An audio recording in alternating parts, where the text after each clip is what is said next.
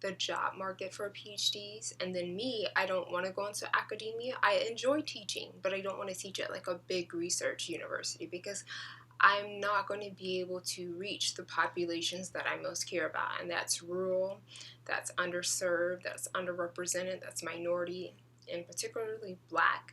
I love youth, so ages 16 to 22. I just eat that age group up. I think that that's a perfect age group for inspiration, for motivation, for somebody to care, for you to kind of show them healthy ways in which to communicate. Because if you set them up around that age to develop a healthy sense of self-worth and how to define that and how to maintain healthy confidence, healthy self-efficacy, healthy ambition, then they grow up to be healthier adults, and how to communicate with friends and parents and colleagues. And so that's what I really care about. And I also care about community college as well, because I worked in higher ed for a couple of years, and I've a lot of my research interests, even from college, have included mentorship and professional and educational access for, again, low income, underrepresented, underserved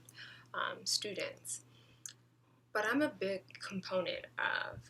advocate, of community college. I think when you're low income, getting a 4-year degree in philosophy with loans, you don't understand financial literacy, you don't even understand self-literacy, metaphorically speaking, and to throw you out into the jungle, so to speak, into this environment that is predominantly white. And even if it's at an HBCU, the structure is based on a lot of PWIs, because a lot of HBCUs now, because of funding, may not always still have that HBCU core, but specifically talking about PWIs, because again, that's where I went to. I went to a private school for undergrad, and then now I'm at a top research one, PWI, predominantly white institution, for grad school.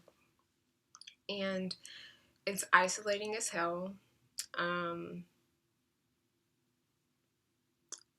won't say it's expensive, because I'm very blessed from undergrad and here, but it can be expensive when you don't know the ins and outs and the tricks and the nooks and the crannies of how to ask questions, or how to get more money, how to get funding, how to get sponsored for different things. And there's not a lot of mentorship that looks like you. And while you can definitely can connect with an Indian professor and a white professor, at the end of the day, I'm looking for a Black professor. How did you finish? How did you stay the course? How did you encourage yourself on days when you felt like you didn't want to do it anymore? And that's where I'm at. And I don't have a lot of that. And I kind of miss working, if that makes sense. I mean, yeah, there's always Sally Mae, like, emailing you, texting you, sending you letters like, girl, is you still in school? Because I look like it's time to make a payment. Girl, bye. So, yeah. So, I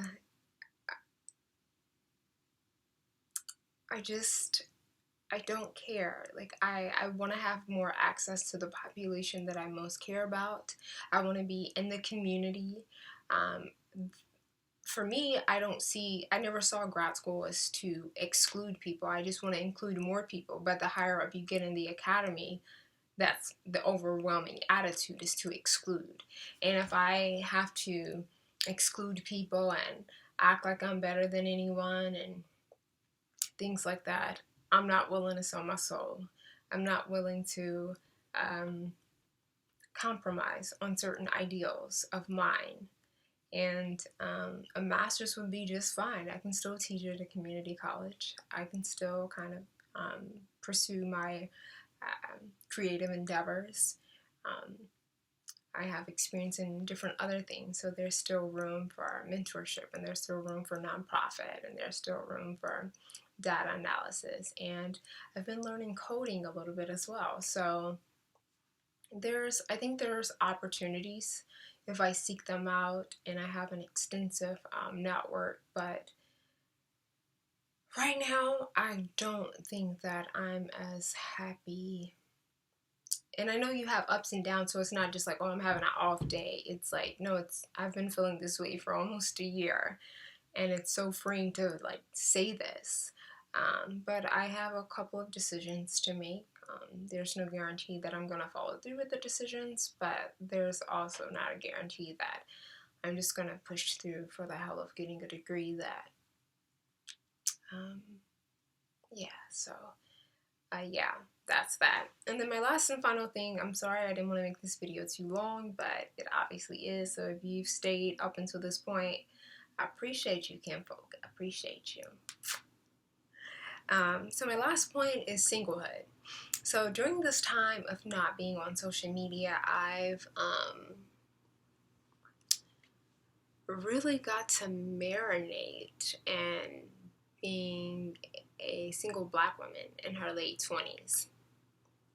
I think if you know me, if you're like really close in my circle, then you know that I was in some type of situation last year that I thought was promising, that I wanted to work, that I wanted to work, like want past tense. I feel like I'm adding like 3Ds onto the word, that I really desired to have manifest into completion, into fruition. But due to feelings or thoughts or what have you of the other individual, um,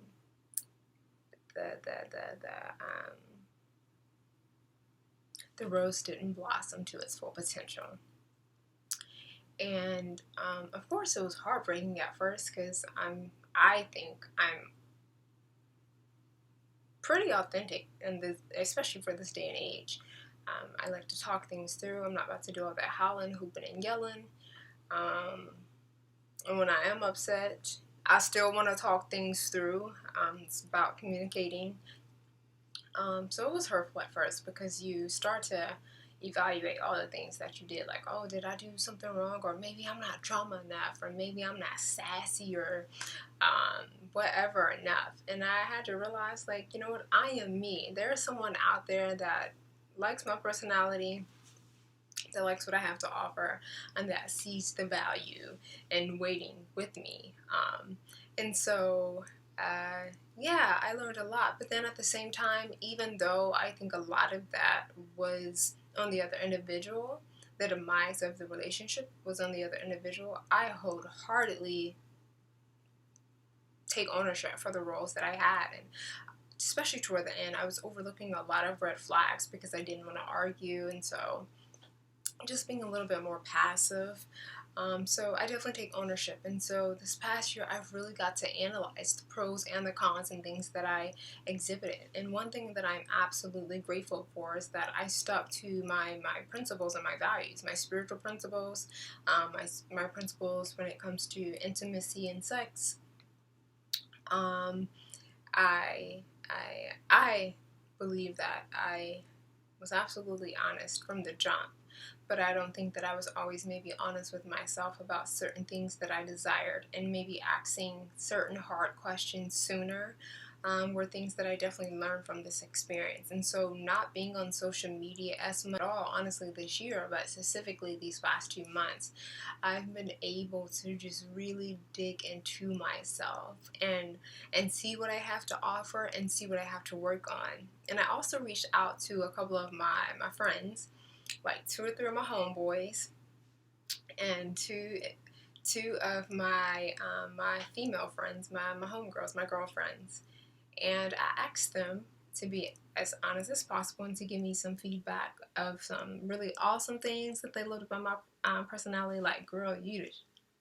And then to kind of give me some cons about my personality. And while I won't mention no names, a couple of them was a little, I'm like, well, dang, do you still want to be my friend? You listening con after con after con after con.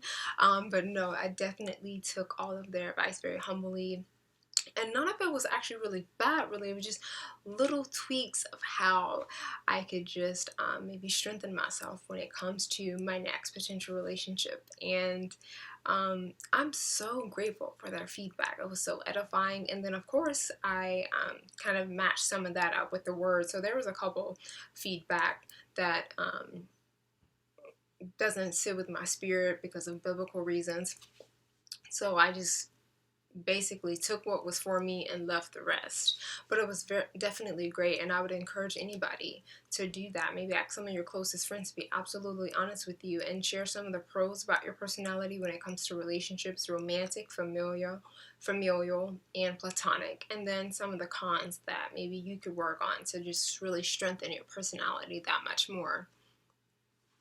So, learning about gender roles, according to the Bible, I personally admire sort of old school biblical roles that are in the Bible. People look at submission as oppression, and if you have a man that is confident and that is guided by the Most High, and if you have a woman that is confident and that is guided by the Most High as well, then they should already be knowing their roles, and they should already be serving the appropriate people. So him, yeah, and her head.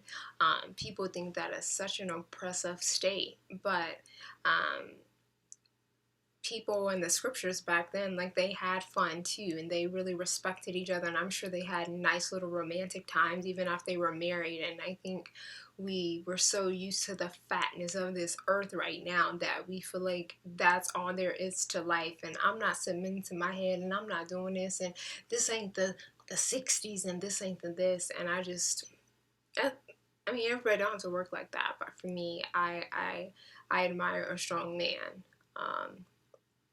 um, Obviously, no abusive or nothing like that, because I know people who have suffered from abuse, and that's something that I don't play. And I don't support for any of my girlfriends or anything like that, or men either, my homeboys, because men get abused as well by women, and that's something that's not really talked about. But I think a lot of times what I've heard from my past is a lot of the guys like to say, like, oh, well, you're this and you're that, or you're gonna make this, or you're gonna be this someday, and I I don't want to get in your way, or you're gonna make more money than me, or you think you're smarter than me, or you think you're better than me. And it's like, I've never said any of those things. I'm like hella chill, hella cool, little spicy. What is that, salt dude? A little spicy, but I'm definitely authentic and real, and appreciative and grateful of the relationships, healthy relationships that I have in my life. So I just think it's a learning process. Like I said, I'm in my late 20s, and I'm trusting myself more, and I'm making more decisions, and I'm not always asking for permission, asking your friend, like, what do you think about this? Do you like this one or that one? Or asking your parents, like, can I do this? Even if you're an adult, you're just sometimes nervous or scared to make that decision, because like I said, I was very sheltered. So there are times where, like, my childhood kicks in, and I question, like, can you make that decision? You need to ask permission first. And I'm so used to asking permission. And so now I'm like, asking God, give me the strength and the courage and the guidance to make decisions that are sound, that are mature, and then of course that are pleasing to you. So this year has been absolutely amazing. When you're in the thick of it, you don't think that you can grow, you don't think that you can heal, and then you end up growing and healing, and you're just like, man, how did I get here? Like 10 months ago, I was crying, and I was this and that, and all of those things. And so I don't regret any experience that I've had with any guy that was supposed to be something. I think that so much. It's strengthened me into such a woman, and I've grown so much over this past year in so many ways that I'm just like, if I was a fella, like, I would get my number too. Not to toot my own horn, because. But no, for real, I've just been learning a lot, and I'm just so grateful for this growth. I want to continue to grow, and I've been doing better at not being like, oh my gosh, I'll be single for the rest of my life, or I'll never find a man who respects my virginity and who will wait until marriage and who will respect my values. I'll never find a black heterosexual man that is into the word, into the scriptures, who doesn't go to church. Because I don't go to church. I'm not going to church. Church